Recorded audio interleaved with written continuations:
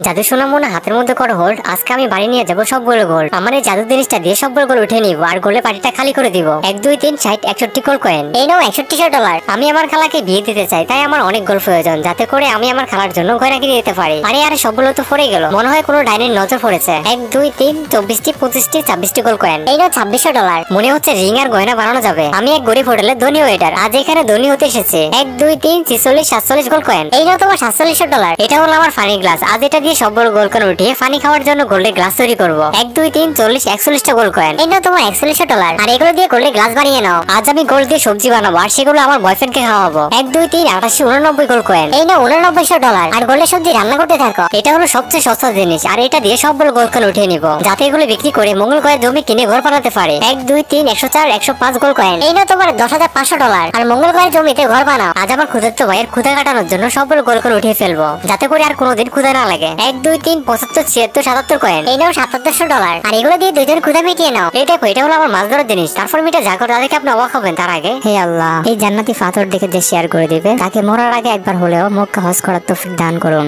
আরে এটা কি হলো আমার সাথে? সবগুলো কয়েন তো নিচে পড়ে গেল।